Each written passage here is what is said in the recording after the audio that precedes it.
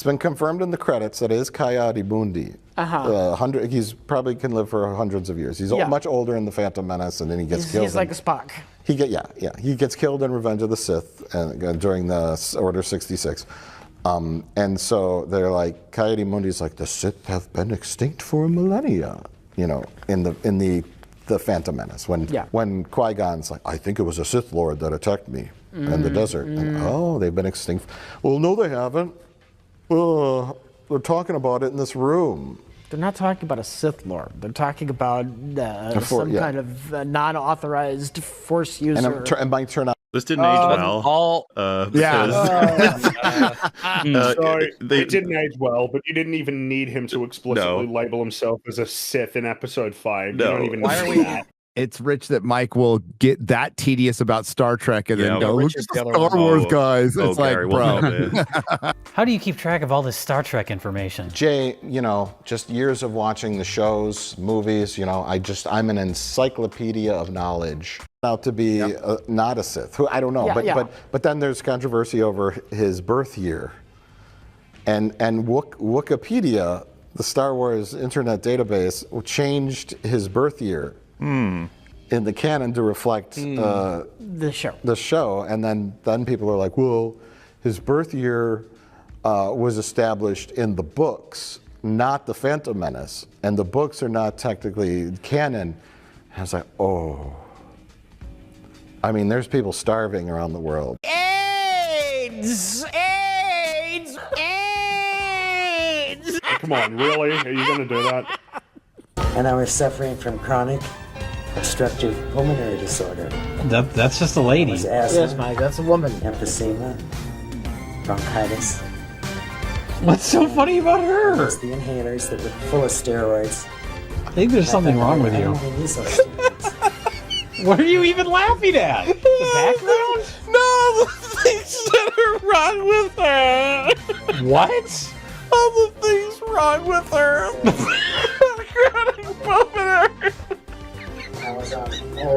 And here you are talking about the Acolyte. So this is a really awkward place to be. You should never, as people who spend all their time ripping apart B movies from the 80s, who made their channel ripping apart the prequels, telling people they are cringe and inconsistencies, but caring about a Wikipedia entry when you're talking about them talking about the Wikipedia entry.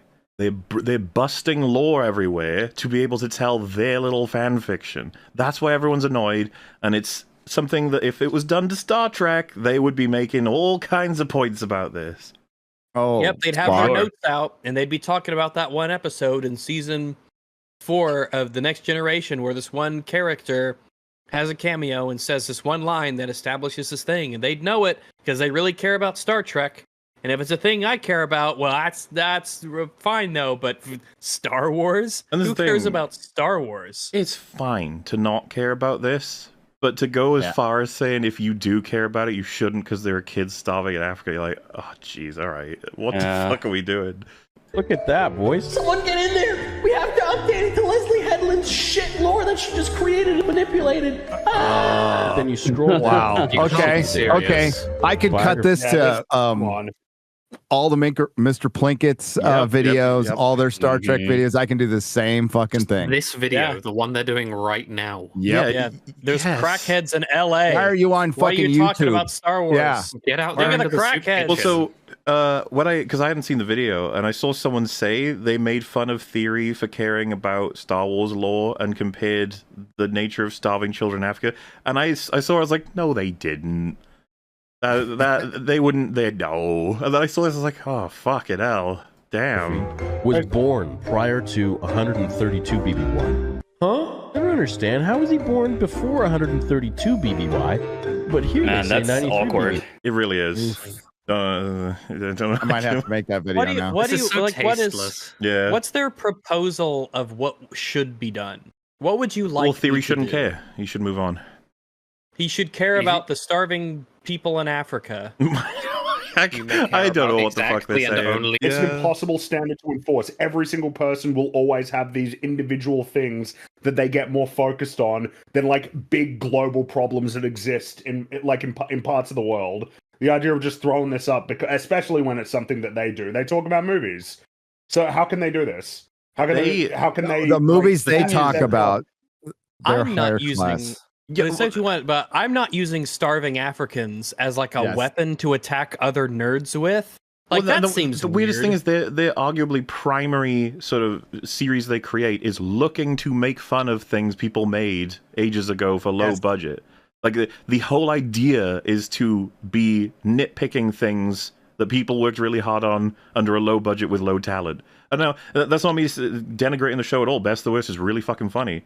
But how can you put yourself so far above theory caring about lore being accurate? I don't understand. And really, there's not too much to talk about with the story because we're only 4 episodes in. We're only halfway through a season. Imagine. I'm not even kidding. Talk about there. Like that's 4 episodes into House of the Dragon. There's not much to talk about because we're halfway through a season. Turn it on and it annoys you or you don't like it, stop watching it. Okay, Star Trek, you covered this. So this is the reason this is at the end is because I never thought I would hear this argument from them, and it's really sad because it's a tried and tested crappy response to a situation. And before we get into the hypocrisy, of which there is plenty, it's such a shit argument. Why are you even making it? What's the point? If you don't like bad movies, stop watching them. Oh, wait, they review movies. They have a show that is designed to find and make fun of bad things. Yes. Yeah. They covered the fuck out of Picard, even though they despised it. Yep, and said they were going to stop, and then went ahead and did it. Yeah. They had. Remember the thumbnails? It's increasingly like their heads are exploding and lasers and blood is whatever. This is what I mean. It's like, what happened, guys? You used to fully understand why when they do this. You guys are famous for the memes. Being like, how does it feel to watch all of your favorite franchises go down in flames? Like, why are you now pulling the card of, hey, if you don't like it, just don't watch it? So what's going on? They don't want to be part of the discourse. What do you watch them go down in flames? Why would you watch them go down in flames? If you don't like it, don't watch it. You don't believe that.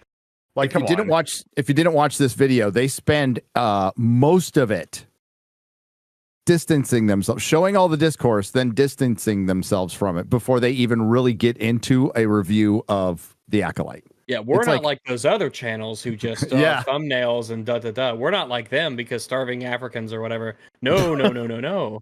We're really gonna address the show and talk about it or something. Ugh. Terrible, shitty coverage. Waste of time. And you watch 20 minutes of it and you stop it and you never go back to it, that algorithm knows that you've done that. And that algorithm takes note of how many other people have done that. Then why did you keep watching Picard season 1 and 2? Watch seasons. If you believe this, if you truly believe that we need to do this in order for algorithms to recognize we're not interested and for the shows to ultimately fail, because as you guys know, all the coverage of Willow got it a second season. In fact, they're still going to this day. They're on season 3. It's unbelievable. Whoa. You've got to stop reviewing it. Willow.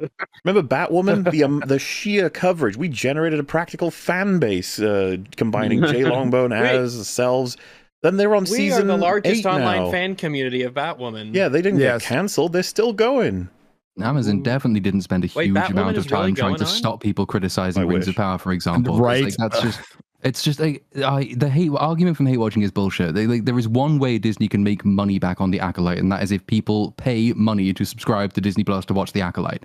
The algorithm which they're not going to do, obviously. The algorithm telling them one thing or another is not going to convince them to renew if they're making no money from doing it. Exactly. And if you don't like the content, just pick a different content. Ugh. If it's unsuccessful and nobody watches it, it goes away. Yeah. Not how it fucking works. The Acolyte. At all.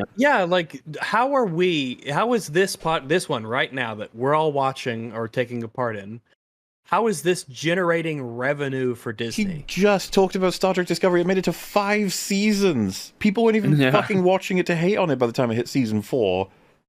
Yep. They still got their 5th season. It got seasons. This is what I mean. It's just like, why? They know this. They know better than this. It's so weird to see these points coming from them. Turn it on and it annoys you or you don't like it, stop watching it. If you don't like it, don't watch it. Peace.